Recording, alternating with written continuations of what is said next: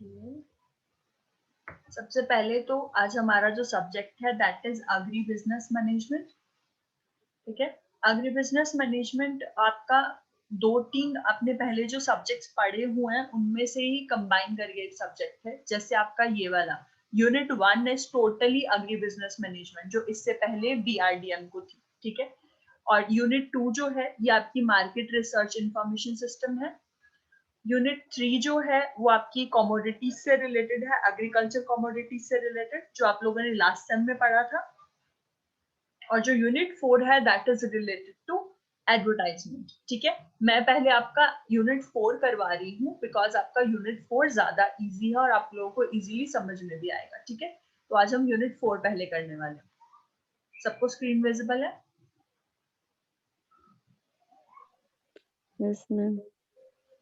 ठीक है जी, तो एडवर्टाइजिंग क्या होता है? Advertisement, what do you mean bye advertisement?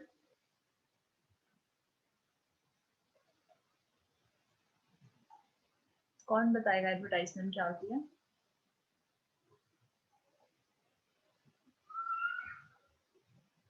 हाँ जी बोलिए, what is advertisement?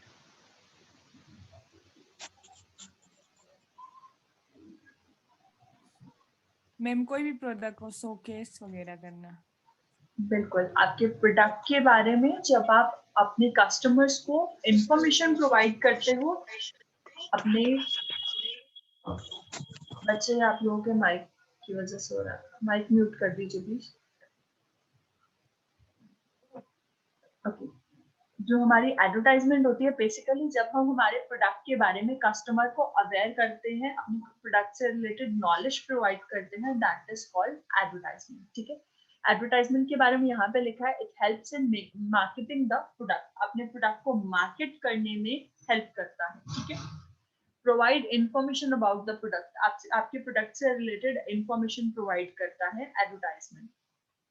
It is a form of communication intends to persuade an audience, viewers भी हो सकते हैं, readers भी हो सकते हैं और listeners, तीनों तरीके की audience को बताता है to purchase और take some action upon the product, idea और service। ठीक है, ये communication channel होता है जब आप अपनी audience को बताते हैं अपने प्रोडक्ट या फिर जो भी सर्विस आप प्रोवाइड कर रहे हैं उससे रिलेटेड कि आप इस तरीके का कोई प्रोडक्ट मार्केट में है, आप आइए और इसे यूज करके देखिए। ठीक है, एडवर्टाइजमेंट समझ में आ गया।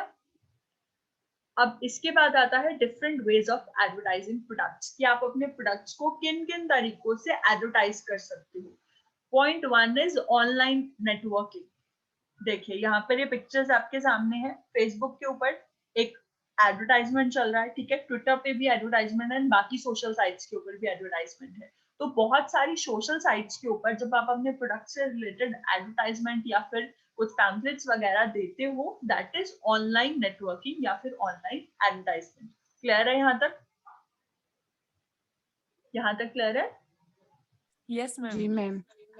इसके बाद आता है न्यूज़पेपर एड्स।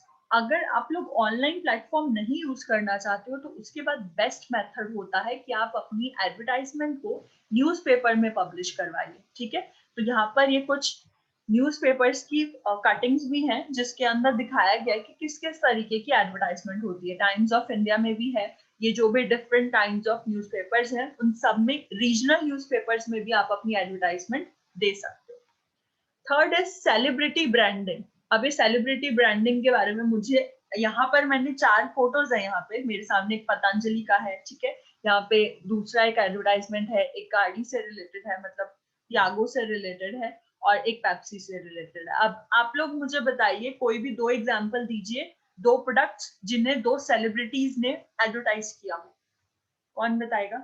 इनके अलावा जो भी यहाँ पे है उसके अलावा कोई भी 2 प्रोडक्ट्स के नाम बताइए। चलिए एक एक नाम बता दीजिए सब लोग, और साथ में एक एक सेलिब्रिटी का नाम बताइए जिसने उसे एडवर्टाइज किया हो। कौन बताएगा सबसे पहले? हिकम, कोई एक प्रोडक्ट जी। यामी गौतम और फेयर एंड लवली। बिल्कुल, Yami Gautam, fair and lovely cream. ठीक है जी, ये एक एडवर्टाइजमेंट हुई थ्रू सेलिब्रिटी। ओके, नियम अब आप बताइए। करीना कपूर लक्स। करीना कपूर लक्स, ठीक है जी। एंड रिंकू आप बताइए। Ma'am Chyawanprash by Salman Khan. Right, बिल्कुल सही। ठीक है, तो ये थी हमारी सेलिब्रिटी एडवर्टाइजमेंट।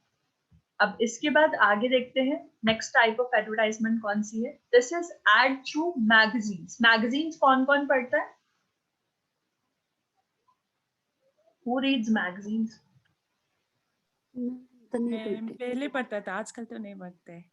तो अगर आप लोगों ने पहले भी कभी मैगजीन देखी हो तो आपने उसमें देखा होगा कि बहुत सारी जो कंपनीज हैं वो मैगजीन्स, रीजनल मैगजीन्स जो हैं उनके अंदर अपने प्रोडक्ट को एडवर्टाइज करते हैं। ठीक है, जैसे यहाँ पे कुछ फोटोग्राफ भी गिवन है। यहाँ पे एक फोन की एडवर्टाइजमेंट है, उसके अलावा परफ्यूम की है, एंड आपके स्टाइल होम की भी है। ठीक है, next is product placement advertisement. अब ये प्रोडक्ट प्लेसमेंट एडवर्टाइजमेंट क्या होती है? ये बेसिकली एक तरीका है जब आप कुछ पिक्चर्स के अंदर अपने प्रोडक्ट को एडवर्टाइज करवाते हो। किसने क्रिश देखी है? यहाँ पे एक बहुत बड़ा एग्जाम्पल है, क्रिश मूवी किसने देखी है? सबने देखा है। सबने देखी है। देखे। ओके, तो क्रिश मूवी के अंदर ये बॉर्नवीटा का एडवर्टाइजमेंट देखा था, जो फर्स्ट क्रिश यस मूवी थी, उसके अंदर यस था ना मैम। एडवर्टाइजमेंट। उसके अलावा ये बाकी पिक्चर्स के भी हैं, जैसे बॉडीगार्ड मूवी में सोनी बायो का हुआ था। अनुष्का शर्मा ने कैनन इस कैमरा का किया था एडवर्टाइजमेंट। शाहरुख खान ने चेन्नई जो भी थी चेन्नई एक्सप्रेस के अंदर अपने नोकिया फोन का किया था। तो ये कुछ तरीके होते हैं जब आप अपनी पिक्चर्स के थ्रू अपने प्रोडक्ट को एडवर्टाइज करवाते हो। ठीक है, अलग से नहीं, बट अपनी पिक्चर के थ्रू ही एडवर्टाइज करवा देते हो। Next is public service advertisement. इसके बारे में मुझे कौन बताएगा? What is public service advertisement?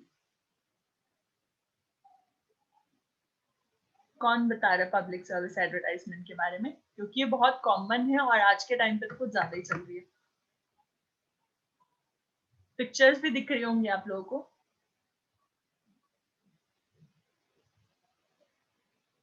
न्याम, हिक्कम, Ringu, कोई भी एक जना एक्सप्लेन कीजिए क्या होता है हमारा पब्लिक सर्विस एडवर्टाइजमेंट। अच्छा, कोविड के अंदर कोई भी एक पब्लिक सर्विस एडवर्टाइजमेंट बताओ जो एक सेलिब्रिटी ने की हो।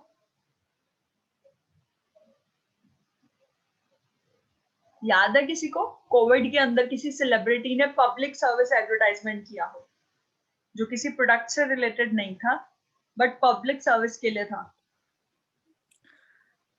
मैम अनुष्का शर्मा किया था। अनुष्का शर्मा ने कौन सी एडवर्टाइजमेंट की थी बच्चे? वो हैंड सैनिटाइजेशन प्रोसेस बताया था। हैंड सैनिटाइजेशन प्रोसेस बताया था। एक और बहुत ज्यादा फेमस हुई थी एडवर्टाइजमेंट, वो एक मेल सेलिब्रिटी ने की थी। याद है किसी अमिताभ को? बच्चन।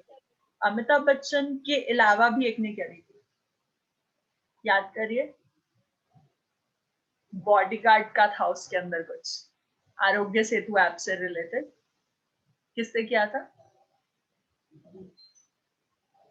अजय देवगन ने किया था कि हाँ राइट। अजय देवगन की वो एडवर्टाइजमेंट सबने देखी है? नहीं मैम। बच्चे, वो अजय देवगन ने उसके अंदर आरोग्य सेतु ऐप को एक तरीके से एडवर्टाइज किया था। उन्होंने दो रोल्स प्ले किए उस मूवी उस एड के अंदर, जिसमें एक वो अपने बॉडीगार्ड बने थे जिनका नाम था आरोग्य, ठीक है, सॉरी सेतु था उनका नाम। एंड वो खुद वहां पर थे एंड उसने बोला कि मैं आपको प्रोटेक्ट करूंगा। देन उसने बोला कि मुझे प्रोटेक्शन की जरूरत नहीं है, मेरे पास बहुत बॉडीगार्ड्स है। तो उसने कहा कि मैं आपको कोविड से प्रोटेक्ट करूंगा। तो वो एक एडवर्टाइजमेंट उन्होंने खुद से बनाई थी पब्लिक सर्विस के तौर पे, उन्हें किसी ने भी नहीं बोला था। बट जब वो एडवर्टाइजमेंट सबके सामने आई, उनका खुद का इनिशिएटिव था, तो मिनिस्ट्री ऑफ हमारी जो मिनिस्ट्री ऑफ हेल्थ है, उन्होंने इस एड को खुद से पब्लिश करवाया था। ठीक है, तो ये पब्लिक सर्विस एडवर्टाइजमेंट होती है जो किसी प्रोडक्ट से रिलेटेड नहीं होती, जस्ट पब्लिक सर्विस के लिए होती है। ठीक है, और यहाँ पर दो तीन एडवर्टाइजमेंट आपको दिख भी रही होंगी। एक स्वच्छ भारत अभियान की थी, दूसरी पोलियो बूंद वाली है, थर्ड गुजरात से रिलेटेड, और फोर्थ हमारी मध्य प्रदेश से रिलेटेड। ठीक है, नेक्स्ट इज टेलीविजन एडवर्टाइजमेंट। अब इसके बारे में तो मुझे एक्सप्लेन करने की जरूरत नहीं है, ये सारी एडवर्टाइजमेंट देखी है सबने। जी मैम। फनी भी है, राइट। ये वाली सारों ने एडवर्टाइजमेंट देखी होगी, और ये एडवर्टाइजमेंट होती है टेलीविजन एडवर्टाइजमेंट। जब आप टेलीविजन कम्युनिकेशन के थ्रू अपनी प्रोडक्ट को एडवर्टाइज कराते हो और उसके अंदर कुछ फनी, आज के टाइम पे बहुत ट्रेंड चल रहा है कि आप अपनी एडवर्टाइजमेंट में कुछ फनी एड ऑन करते हो और उस फनी की वजह से लोग उस एडवर्टाइजमेंट की साइड अट्रैक्ट होते हैं और फिर उस प्रोडक्ट के बारे में उन्हें ज्यादा अच्छे से नॉलेज होती है। ठीक है,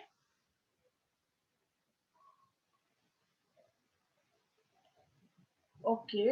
अब इसके अंदर आपके पास एक डाटा गिवन है कि कंपनी ज्यादा एडवर्टाइजमेंट के ऊपर खर्चा कौन से तरीके के एडवर्टाइजमेंट पे करते हैं। 47% ऑफ खर्चा जो है, 47% ऑफ एक्सपेंसेस जो है कंपनीज टेलीविजन एडवर्टाइजमेंट पे लगाती हैं। 13% जो है वो डिजिटल एडवर्टाइजमेंट पे, यानी जो हम ऑनलाइन एडवर्टाइजमेंट देखते हैं वो कंपनीज के टोटल एक्सपेंडिचर का सिर्फ 13% होता है। फोर्थ है हमारा प्रिंटेड एडवर्टाइजमेंट। प्रिंटेड एडवर्टाइजमेंट के ऊपर कंपनी सिर्फ 30% ऑफ आपका एक्सपेंडिचर करती है और 10% ऑफ एक्सपेंडिचर वो लोग करती है किसके ऊपर, सिनेमा एंड आउटडोर के ऊपर। ठीक है, तो उनका जो टोटल जितना 100% का, फॉर एग्जाम्पल मान लो कि उन्होंने 100 रुपीज रखे हैं एडवर्टाइजमेंट के ऊपर खर्च करने के लिए, तो 100 में से वो लोग 47 रुपीज देते हैं टेलीविजन एडवर्टाइजमेंट के लिए, 13 रुपीज ऑनलाइन एडवर्टाइजमेंट के लिए खर्च करते हैं और 30 रुपीज प्रिंटेड के लिए। और आउटडोर एंड सिनेमा के लिए, यानी जो वहां पैम्पलेट्स लगवाने हैं, बड़े बड़े बैनर लगवाने हैं या फिर सिनेमा में एडवर्टाइजमेंट कराना है, इस तरीके की एडवर्टाइजमेंट वो लोग सिर्फ 10 रुपए या फिर 10% खर्च करते हैं। ये क्लियर है? Yes ma'am.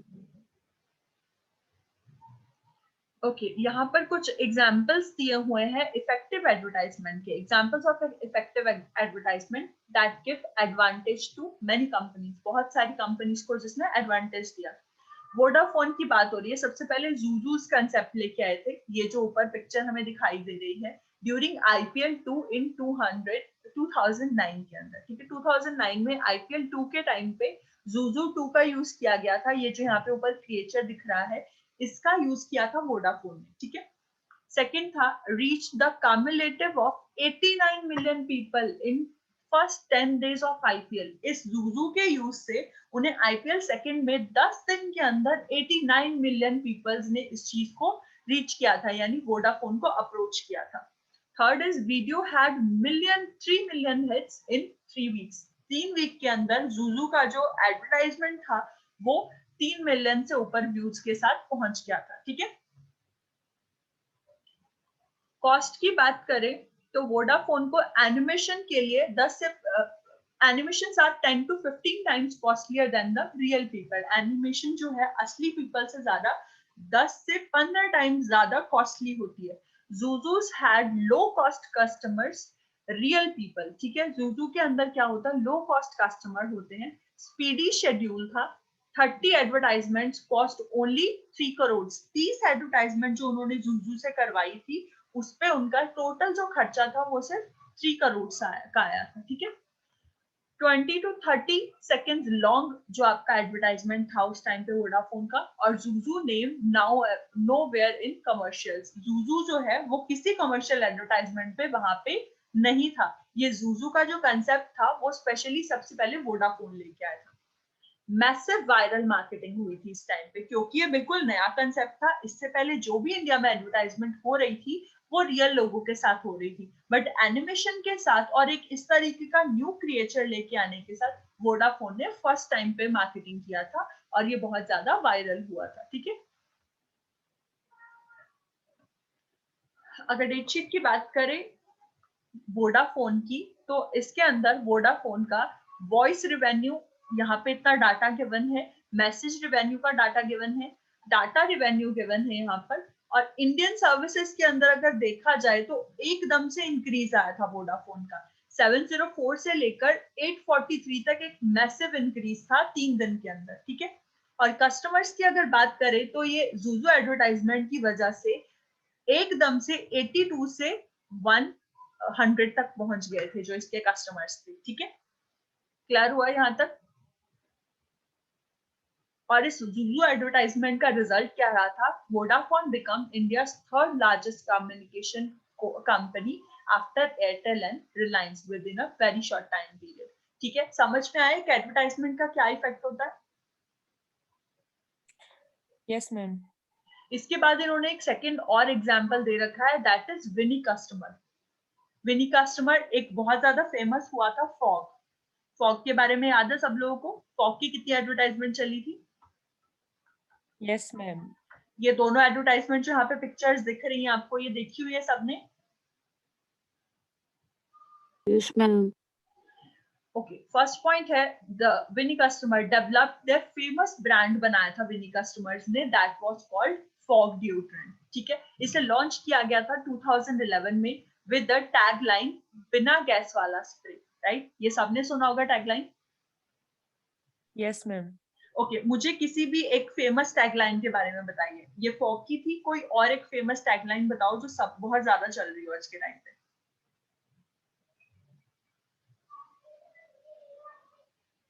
कोई भी एक टैगलाइन बताइए जो बहुत फेमस है आजकल में। मैम वो अजय देवगन का दाने दाने में केसर का दाम। बिल्कुल, तो इस तरीके से डिफरेंट टैगलाइंस बनाई जाती है। टैगलाइंस भी एक सिर्फ एडवर्टाइजमेंट का तरीका होता है। ठीक है, वो लोग क्या करते हैं, अपने ब्रांड नेम के साथ में राइमिंग वर्ड्स करके एक टैगलाइन बनाते हैं जो लोगों को रट जाती है। ठीक है, एक बार सुनते हैं, दो बार सुनते हैं, तीन बार सुनते हैं, फोर्थ टाइम वो हमें ऑटोमेटिकली याद होती है।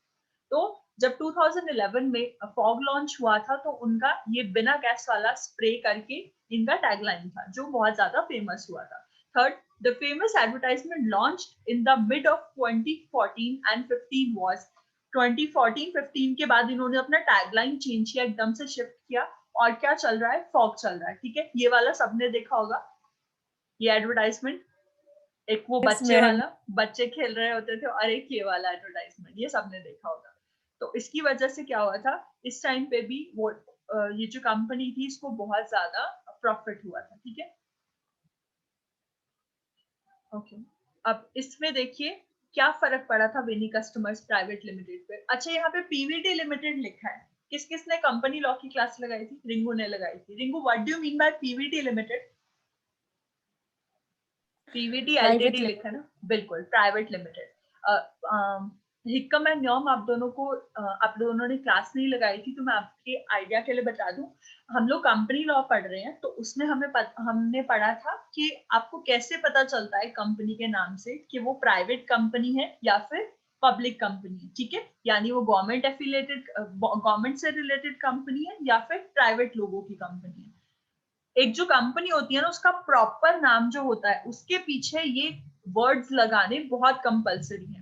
अगर एक कंपनी के नाम के पीछे सिर्फ लिमिटेड लिखा हुआ है, एलटीडी लिखा हुआ है, दैट मींस वो जो कंपनी है वो पब्लिक कंपनी है, उसके 51% शेयर्स जो है वो गवर्नमेंट के पास है। और यहाँ पर लिखा है पीवीटी लिमिटेड। पीवीटी लिमिटेड मतलब होता है प्राइवेट लिमिटेड कंपनी, यानी ये जो कंपनी है ये प्राइवेट लोग चला रहे हैं। क्लियर ये पॉइंट? Yes, ma'am. आप लोग कंपनी के नाम से भी पता कर सकते हो कि वो प्राइवेट कंपनी है या फिर पब्लिक कंपनी है। ठीक है, ओके, अब टर्नओवर की बात करते हैं। इस एडवर्टाइजमेंट के बाद 2014 के अंदर देखिए, 14-15 के अंदर जो टर्नओवर था विनी लिमिटेड का वो 345 करोड़ था। बट एकदम से इस एडवर्टाइजमेंट के बाद में टर्नओवर इंक्रीज हुआ। 15-16 के एनुअल फाइनेंशियल ईयर के अंदर 504 करोड़ तक का इनका टर्नओवर चला गया था। रिवेन्यू ग्रू अप बाय 46%, एकदम से मैसिव इंक्रीज आया और 46% का रिवेन्यू ग्रो हुआ। 80% revenue come from the brand Fogg only. Vini customers के, विनी कॉस्मेटिक्स के बहुत प्रोडक्ट्स हैं, बट जो उस टाइम पे उस एक फाइनेंशियल ईयर के अंदर मैसिव इंक्रीज आया था वो 80% इंक्रीज सिर्फ फॉग कंपनी की वजह से था। ठीक है, इसके बाद एक और एग्जांपल आपके सामने आता है, that is PepsiCo India. PepsiCo India के बारे में कौन कौन जानता है? पेप्सिको इंडिया सुना है किसी ने नाम? पेप्सी तो सभी ने सुना हाँ होगा, मैम। पेप्सी तो सबने सुना होगा। Ma'am. पेप्सी भी नहीं सुना? नहीं मैम। मैम सुना है ना? ओके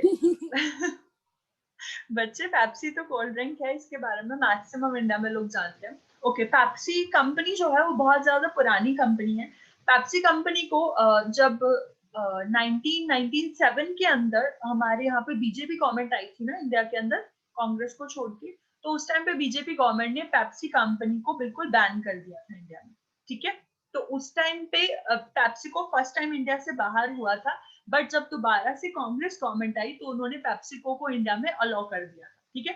तो उनके एडवर्टाइजमेंट की यहाँ पे बात हो रही है। The advertisement strategy includes cool hips promo to attract more tag audience, ठीक है।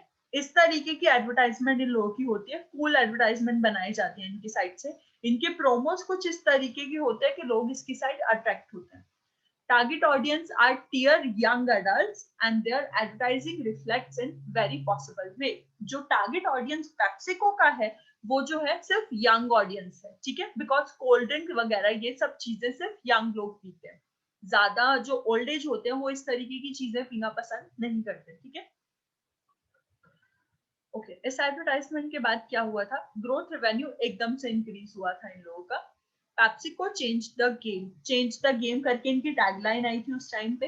Campaign was launched in January 2011 during world cup session, ठीक है। वर्ल्ड कप के टाइम पे इसका ये टैगलाइन आया था और ये बहुत ज्यादा मैसिव इंक्रीज हुआ था। ये देखिए यहाँ पे 4015 करोड़ तक का हुआ था। ओके, अब फीचर्स अभी तो हो गया जी, अब तो डाउन हो गया बहुत ज्यादा, बिकॉज अब नहीं चल रहा है वर्ल्ड कप में इतना ज्यादा, कोविड की वजह से सब कुछ ही बंद हो गया है। ओके, अब हम लोग पढ़ने वाले हैं बेस्ट फीचर्स क्या होते हैं, आपकी एडवर्टाइजमेंट अच्छी है या नहीं है इसका कैसे पता चलता है। It should concise and clear, जो भी आपकी एडवर्टाइजमेंट है वो कंसाइज और क्लियर होनी चाहिए, डायरेक्ट मैसेज ऑडियंस तक जा रहा होना चाहिए। ये नहीं है कि आप एडवर्टाइजमेंट 1 मिनट की बना दो और उसमें क्लियर ही नहीं हो कि आप कहना क्या चाहते हो, ठीक है। Okay, second, it shouldn't be too long, बहुत ज्यादा लंबी नहीं होनी चाहिए। जितनी शॉर्ट एडवर्टाइजमेंट होगी उतना ज्यादा आपके उतने ज्यादा टारगेट ऑडियंस रहेगी, ठीक है। जो टाटा स्काई देखिए, टाटा स्काई की जो लेंथ है वो एडवर्टाइजमेंट 2 मिनट और 1 सेकंड की थी, और टाटा स्काई की पूरी एड किसने देखी होगी, किसी ने भी नहीं देखी होगी, क्योंकि आज के टाइम में किसी के पास इतना टाइम होता ही नहीं, ठीक है। Third point is shouldn't cover false claim and descriptive methods. आपकी जो भी आप methods यूज कर रहे हैं वो मतलब जो भी आप अपनी एडवर्टाइजमेंट में क्लेम कर रहे हो वो सही होना चाहिए। आप फॉल्स क्लेम नहीं कर सकते हो। ये नहीं है कि आप अपने प्रोडक्ट के अंदर ये बोल रहे कि आप 1 हफ्ते के अंदर 4 किलो वजन लूज कर सकते हो। इस तरीके की फॉल्स क्लेम नहीं होनी चाहिए। इट शुड बी क्लियर, ठीक है। अब इसके अंदर आपके पास एक एग्जांपल दे रखा है डाबर इंडिया लिमिटेड का। Dabur chyawanprash made unsustainable claim in their ad that they give 3 times more immunity which makes kids strong within, ठीक है। तो डाबर की जो कंपनी है ये इनका एक अजीब सा क्लेम है जो ये बोलते हैं कि 3 टाइम्स ज्यादा स्ट्रॉन्ग बना सकते हैं आपके किड्स को सिर्फ च्यवनप्राश खाने से। डू यू थिंक एक स्पून से इस तरीके का कुछ हो सकता है? तो ये एक फॉल्स क्लेम है। इस तरीके की कोई भी फैक्ट्स एंड फिगर्स सामने नहीं आए। Fourth point is should not hurt the sentiments of people. अब यहाँ पे बात हुई कि जो भी आपकी एडवर्टाइजमेंट है वो इस तरीके की नहीं होनी चाहिए कि वो लोगों के सेंटिमेंट्स को हिट करे, ठीक है। बिकॉज इंडिया एक ऐसी कंट्री है, यहाँ पे बहुत सारे टाइप ऑफ कल्चर्स हैं और सबका अपना एक वे है जिंदगी जीने का, सबके अपने रिलीजियस सेंटिमेंट्स हैं। तो जब यहाँ पर एक एग्जाम्पल दे रखा है विमल पान मसाला का, ये एडवर्टाइजमेंट अजय देवगन ने किया था। This advertisement had sent Ajay Devgan had been sent a notice to stop endorsing these products. Ajay Devgan को कोर्ट की साइड से नोटिस किया था कि आप इस तरीके के जो भी एडवर्टाइजमेंट है उन्हें करना बंद कीजिए, क्योंकि ये कोई अच्छी चीज नहीं है जिससे आप एडवर्टाइज कर रहे हो और ये लोगों के सेंटिमेंट्स को हिट कर रहा था, ठीक है। Fifth, it should not be unethical. Unethical नहीं होना चाहिए आपका जो एडवर्टाइजमेंट है। ओके, बस आज के लिए इतना ही। जितना आज हम लोगों ने एडवर्टाइजमेंट के बारे में पढ़ा है क्लियर आप सब